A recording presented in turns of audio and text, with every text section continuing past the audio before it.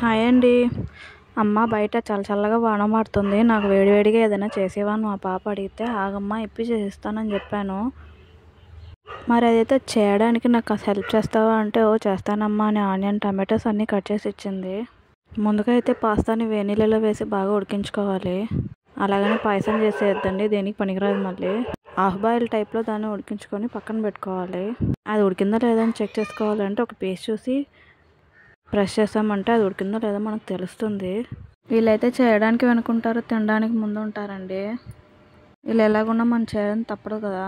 ఇలా ఉడికించుకున్న దాన్ని తీసి పక్కన పెట్టుకోవాలి. టేస్ట్ బాగుందని చెప్పి ఉడికిందాన్ని ఒకటోటి తీసి తినేస్తుంది మా పాప. అలా తినేస్తే లాస్ట్లో ఏం మిగలదే అన్నాను. ఆ తర్వాత ప్యాన్ పెట్టుకొని అందులో ఆయిల్ వేసుకోవాలి. ఆయిల్ అనేది లైట్ హీట్ చేసుకోవాలి. అందులో మనం జీలకర్ర, మిరియాలు, ఆవాలు, మిరియాలు వద్దండి సారీ, ఆవాలు, జీలకర్ర వేసుకోవాలి. ఆనియన్, పచ్చిమిర్చి వేసి ఫ్రై చేసుకోవాలి. ఫ్రై చేస్తుంటే మా పాప ఒక డౌట్ అడిగింది, ఆనియన్కి వస్తే కళ్ళు మండుతాయి, పచ్చిమిర్చి తింటే నోరు మండుతుంది ఎందుకమ్మా నాకు సిల్లీ క్వశ్చన్ అడిగింది నన్ను.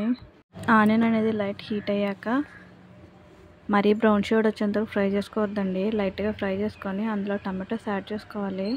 ఇవన్నీ ఫ్రై అయ్యే లోపల అమ్మ ఇది చాలా టైం పడుతుంది, నేను వెళ్తాను, నువ్వు తీసుకొని వచ్చి నాకు ఇచ్చేయమంది.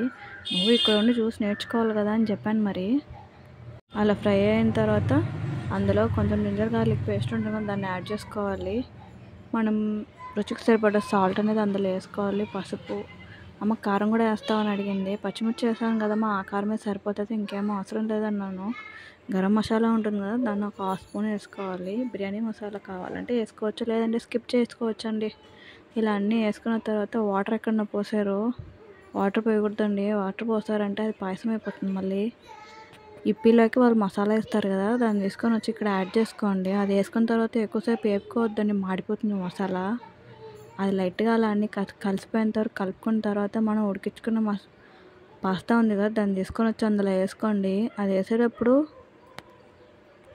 రావట్లేదు, ప్లేట్ కతుక్కుపోయింది. తర్వాత అన్నీ విడదీసి వేసుకున్నాయి. ఆ మసాలా అన్నీ ఆనికి పట్టేలా కలుపుకోవాలి ఒకసారి.